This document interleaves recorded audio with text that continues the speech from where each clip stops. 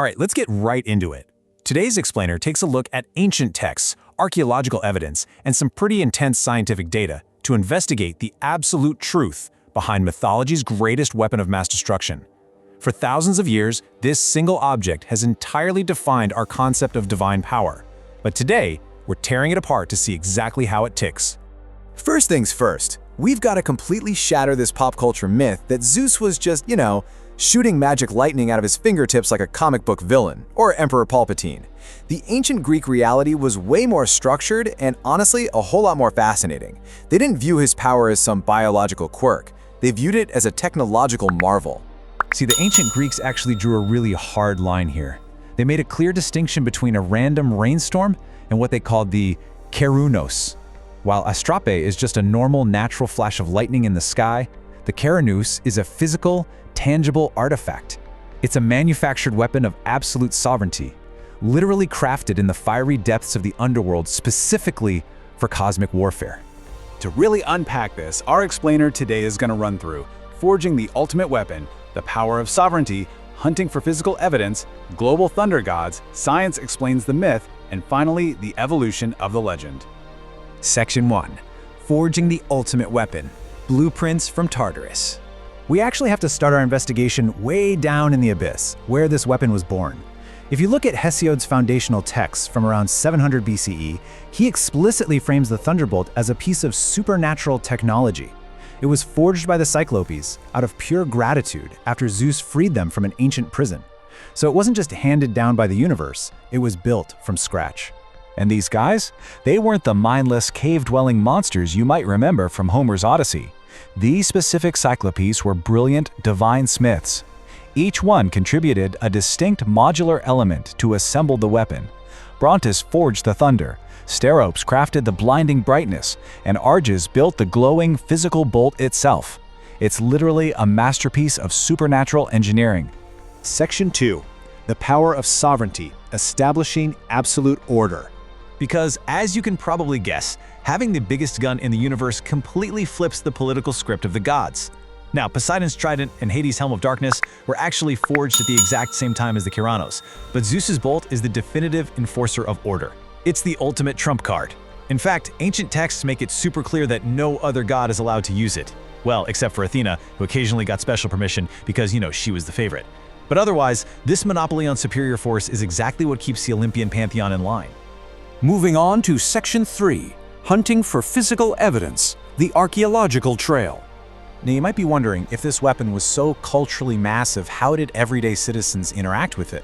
Well, from the 7th to the 5th centuries BCE, the Greeks reproduced its image everywhere, especially at Olympia. They made bronze statuettes and widely circulated coins featuring this incredibly standardized image of Zeus winding up to hurl the Keranos. It was straight-up ancient propaganda. Putting that on your city's coin was basically signaling to the world, hey, we have the guy with the WMD backing us up. Which brings us to a really cool, massive academic mystery, the Artemision bronze. This is a stunning, 2-meter-tall bronze statue dragged from the bottom of the sea in 1926. The figure is locked in this intense throwing pose, but the weapon in his hand is missing, and experts still argue today about what he was holding. Was it Poseidon's trident, considering it was found in the ocean, or was it Zeus's Keranos? The pro-Zeus camp strongly points out that the pose is a dead ringer for those smaller bronze statuettes we were just talking about. Just thinking about the geometry of that empty hand, what do you think would fit better in there? Section 4. Global thunder gods, a shared cultural DNA. Let's zoom out from Greece for a second, because the blueprints for this artifact mysteriously pop up all over the ancient world. The linguistic trail alone is fascinating.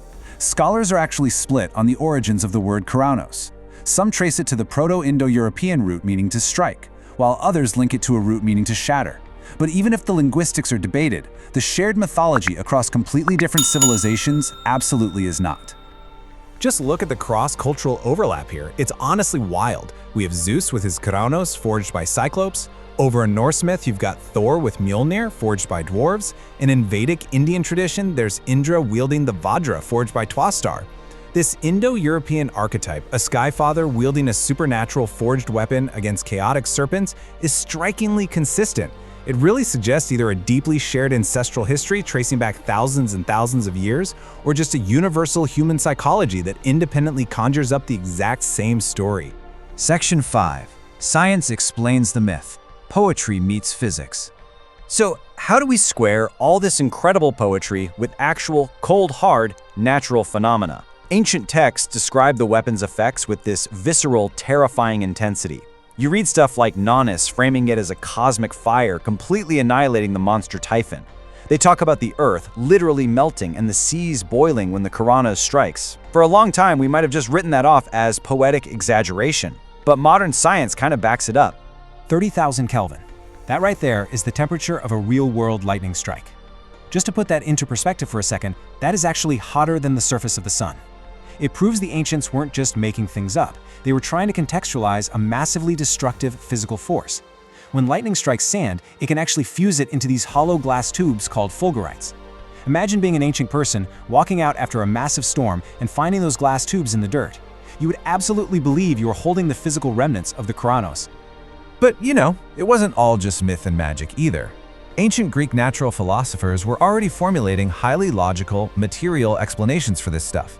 Aristotle thought it was dry exhalations colliding in clouds. Anaxagoras argued it was celestial fire descending from the ether.